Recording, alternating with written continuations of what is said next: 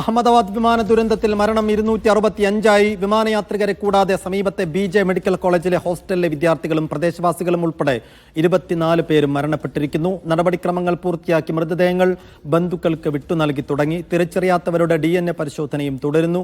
നിർണായക തെളിവാകേണ്ട കോക്പിറ്റിലെ black box ഇതുവരെ കണ്ടെത്താനായിട്ടില്ല. അപകടസ്ഥലത്ത് നിന്ന് DVR കണ്ടെടുത്തു. ഗുജറാത്ത് ATS ആണ് DVR കണ്ടെത്തിയത്. ഇത് എയർ ഇന്ത്യ വിമാനത്തിൻ്റെതാണോ എന്ന് പരിശോധിക്കും. അപകടസ്ഥലം പ്രധാനമന്ത്രി സന്ദർശിച്ചു. നരേന്ദ്രമോദിയുടെ നേതൃത്വത്തിൽ ഉന്നതതല യോഗവും ചേർന്നു.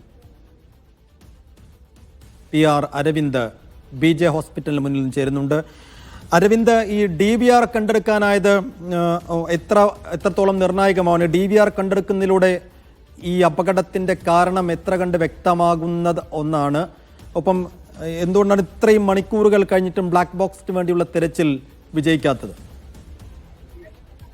സൈഫുദ്ദീൻ, ഇന്നലെ രാത്രി 10 മണിയോടുകൂടി തന്നെ മാധ്യമങ്ങൾക്ക് ഇവിടേക്ക് പ്രവേശിക്കുന്നത് വിലക്കിയിരുന്നു. അപ്പോൾ 10 മണിക്ക് മുമ്പ് തന്നെ ഈ ബ്ലാക്ക് ബോക്സിന് വേണ്ടിയുള്ള പരിശോധന ഇവിടെ ആരംഭിക്കുകയും ഈ വിമാനത്തിന്റെ പിൻഭാഗത്തുള്ള ബ്ലാക്ക് ബോക്സിന്റെ ഭാഗം കണ്ടെത്തുകയും ചെയ്തിരുന്നു. പിന്നീട് മുൻഭാഗത്തെ ബ്ലാക്ക് ബോക്സിന്റെ ഭാഗം കണ്ടെത്തുകയും ചെയ്തിരുന്നു. പിന്നീട് മുൻഭാഗത്തെ ബ്ലാക്ക് ബോക്സിന്, അതായത് കോക്പിറ്റിലടക്കം സംഭാഷണങ്ങൾ റെക്കോർഡ് ചെയ്യുന്ന ബ്ലാക്ക് ബോക്സിന്റെ ഭാഗം കണ്ടെത്തിയോ എന്ന കാര്യത്തിലാണ് സംശയമുള്ളത്. ഇതിൽ കൃത്യമായ ഒരു വിശദീകരണം കേന്ദ്ര സർക്കാർ തന്നെ നൽകേണ്ടതാണ്. കാരണം മാധ്യമങ്ങൾക്ക് അങ്ങോട്ട് വിലക്ക് ഏർപ്പെടുത്തിയിട്ടുണ്ട്. അതുകൊണ്ട് തന്നെ ഈ ബ്ലാക്ക് ബോക്സ് ലഭിച്ചു എന്നുള്ള ചോദ്യം നേരത്തെ NDRF മേധാവി അടക്കം വന്നപ്പോൾ നമ്മൾ ഉന്നയിച്ചിരുന്നു. എന്തായാലും ഇതിന് പിന്നാലെ NDRF മേധാവി വ്യക്തമാക്കിയത് കൃത്യമായി തങ്ങൾക്ക് പറയുമ്പോൾ ഈ വിവരങ്ങൾ പുറത്തു വരുമ്പോൾ തങ്ങളെ വ്യക്തമാക്കുമെന്നത് NDRF മേധാവി അറിയിച്ചിരുന്നു. എന്തായാലും ഈ വിവരം കേന്ദ്ര സർക്കാർ തന്നെ വ്യക്തമാക്കുന്നു. കാരണം ബ്ലാക്ക് ബോക്സ് അടക്കം ലഭിച്ചാൽ അല്ലെങ്കിൽ അതുമായി ബന്ധപ്പെട്ട പരിശോധന നടത്തിയാൽ മാത്രമായിരിക്കും എന്താണ് യഥാർത്ഥത്തിൽ സംഭവിച്ചത്, അല്ലെങ്കിൽ കൃത്യമായി എന്തൊക്കെയാണ് സംഭവിച്ചെന്നുള്ള കാര്യത്തിൽ ഒരു വ്യക്തത വരിക. അതേസമയം തന്നെ ഈ അവശിഷ്ടങ്ങൾക്കിടയിലുള്ള പരിശോധന ഇപ്പോഴും പുരോഗമിക്കുകയാണ്. ഈ പരിശോധനയ്ക്കിടയിലാണ് ഒരു DVR കണ്ടെത്തിയിരിക്കുന്നത്. ഗുജറാത്ത് ATS ആണ് ഈ DVR കണ്ടെത്തുകയും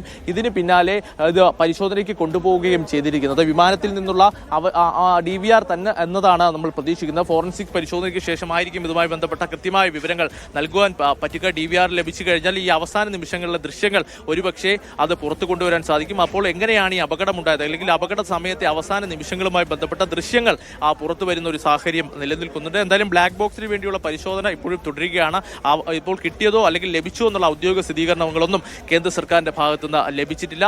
അതേസമയം ആശുപത്രിയിൽ DNA പരിശോധനകൾ അടക്കം പുരോഗമിക്കുന്നു. പ്രധാനമന്ത്രി നരേന്ദ്രമോദി ഇന്ന് ഈ അപകട മേഖലയും അതുപോലെ തന്നെ പരിക്കേറ്റവരടക്കം സന്ദർശിച്ചിരുന്നു. പൂർണ്ണ പിന്തുണയാണ് പരിക്കേറ്റവർക്കും അതുപോലെ തന്നെ ബാക്കിയുള്ളവർക്കും നൽകിയിരിക്കുന്നത്. എന്തായാലും ഇപ്പോഴും ഈ മേഖല പൂർണ്ണമായും അടച്ചിരിക്കുകയാണ്. നമ്മൾ ദൃശ്യങ്ങളിൽ കാണുന്നത് പോലെ മാധ്യമപ്രവർത്തകരെ രാവിലെ എവിടെയാണോ നിർത്തിയത് ആ മേഖലയിൽ തന്നെ ഇപ്പോഴും മാധ്യമപ്രവർത്തകരെ നിർത്തിയിട്ടുണ്ട്. അകത്തിപ്പോഴും NDRFന്റെ ചില പരിശോധനകൾ, കാരണം ഈ വിമാന അവശിഷ്ടങ്ങൾ കുന്നുകൂടി കിടക്കുന്ന ഒരു സാഹചര്യമുണ്ട്. അതുകൊണ്ട് തന്നെ പരിശോധന ശക്തമായി തന്നെ ഇപ്പോഴും ഈ അകത്ത് പുരോഗമിക്കുന്നുണ്ട്.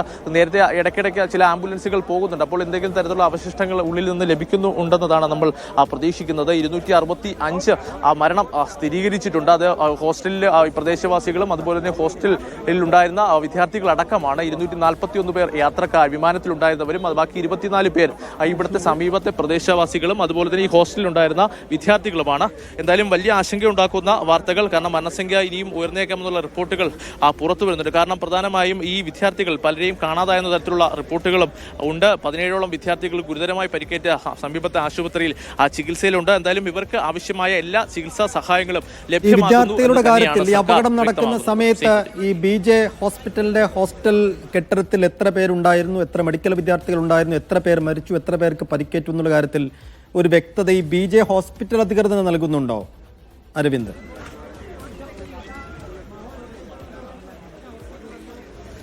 സൈഫുദ്ദീൻ, മെസ്സ് നടന്നിരുന്ന സമയമാണ്, ഉച്ച സമയമായിരുന്നു. അതുകൊണ്ട് തന്നെ ഭക്ഷണം കഴിക്കാൻ നിരവധി വിദ്യാർത്ഥികൾ എത്തിയിട്ടുണ്ട്. അതുകൊണ്ട് തന്നെ ആശുപത്രിയും കോളേജ് അധികൃതരടക്കം ഒരു ആശയക്കുഴപ്പമുണ്ട്. കാരണം എത്രത്തോളം വിദ്യാർത്ഥികൾ ആ സമയത്ത് ഈ മെസ്സിലും ഹോസ്റ്റലിലുമായിട്ട് ഉണ്ടായിരുന്നു എന്നത് സംശയമുണ്ട്. ഈ സമീപത്തെ കെട്ടിടങ്ങളിൽ ഉണ്ടായിരുന്ന ചില വിദ്യാർത്ഥികളുമായി നമ്മളിപ്പോൾ സംസാരിച്ചിരുന്നു. അവർ ചൂണ്ടിക്കാണിക്കുന്ന ഭാഗ്യം കൊണ്ട് മാത്രമാണ് തങ്ങൾ രക്ഷപ്പെട്ടതാണ്. കാരണം ഒരു പൊട്ടിത്തെറിയുടെ ശബ്ദമാണ് തങ്ങൾ കേൾക്കുന്നത്. പിന്നീട് വലിയ രീതിയിലുള്ള കറുത്ത പുക ഇവിടെ മൊത്തം വ്യാപിക്കുന്നു. തങ്ങളുടെ ജീവൻ കയ്യിൽ പിടിച്ചുകൊണ്ട് തങ്ങൾ ഓടുകയായിരുന്നു എന്നതാണ് ഓരോ വിദ്യാർത്ഥി ഇപ്പോൾ ഈ സമീപ കാരണം ഈ മെസ്സിൽ നിന്ന് ഇന്നലെ ഈ അപകടമുണ്ടായതിന് പിന്നാലെ പുറത്തേക്ക് ഓടി രക്ഷപ്പെട്ട വിദ്യാർത്ഥികൾ മടങ്ങിയെത്തിയിട്ടുണ്ട്. അവരുടെ സാധനങ്ങളും അതുപോലെ തന്നെ ഇവിടെ ഈ വീടുകൾക്കുള്ളിൽ ഉപേക്ഷിച്ച് പോയ സാധനങ്ങൾ എടുക്കുവാൻ വേണ്ടിയാണ് അവർ മടങ്ങിയെത്തിയിരിക്കുന്നത്. അവർ വലിയ രീതിയിൽ ആശങ്കയിലാണ്, ഭയപ്പാടിലാണ്. എന്താണ് സംഭവിച്ചത്, അല്ലെങ്കിൽ ഇത്തരമൊരു ഭയപ്പെടേണ്ട ഒരു സാഹചര്യം അവർ ഇതുവരെ ജീവിതത്തിൽ ഉണ്ടായിട്ടില്ല എന്നതാണ് അവർ ചൂണ്ടിക്കാണിക്കുന്നത്. എന്തായാലും BJ ഹോസ്പിറ്റലുമായി ഈ ക്യാൻറ്റീനുമായി ഹോസ്റ്റലുമായി ബന്ധപ്പെട്ട എണ്ണത്തിൽ ഇപ്പോഴും ഒരു അവ്യക്തത തുടരുന്നുണ്ട്. ഇവിടുത്തെ ചില മലയാളി വിദ്യാർത്ഥി